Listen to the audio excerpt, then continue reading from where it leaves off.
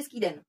Chtěla jsem vám ukázat, jak si máte správně aplikovat domácí krémy, mastě na obličej, abyste nebyli dehydratovaní a abyste využili celý potenciál toho krému.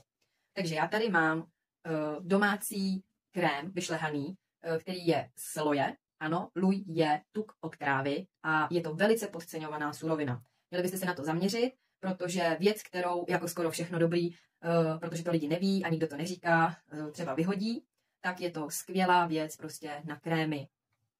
Pak tady mám udělanou, ano, nalila jsem to tam horký, podle toho to vypadá. A mám tady udělanou vodu, kterou jsem si udělala ze zeleného a černého čaje. Pak jsem tam přidala, protože jsem milovník máty, tak jsem tam dala i mátu a konopní lupeny. K tomu jsem přidala ještě levanduly a růže a udělala jsem si svoji vodu přes takovou tu překapávací konvičku, která dole má vlastně vodu a tlačí nahoru přes to, co tam dáte, je to určený na kávu primárně, ale já tam dávám bylinky a uděláte si luxusní čaj anebo takovouhle vodu.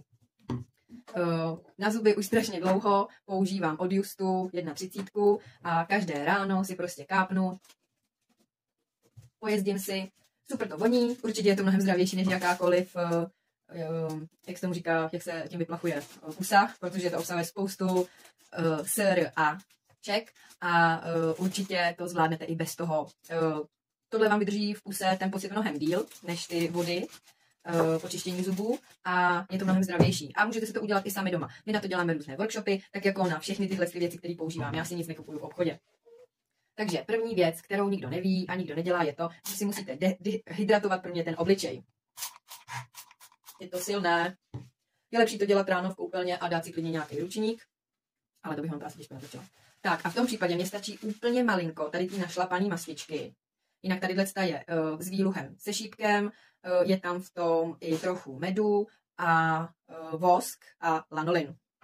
Tak dám si takhle trošku, dám si to takhle na 2 prstíky a pěkně si to rozprostřu.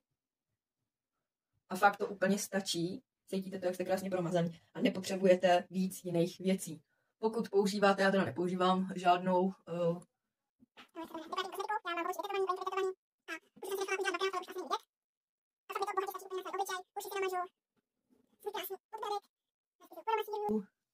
no a ještě druhá fáze je,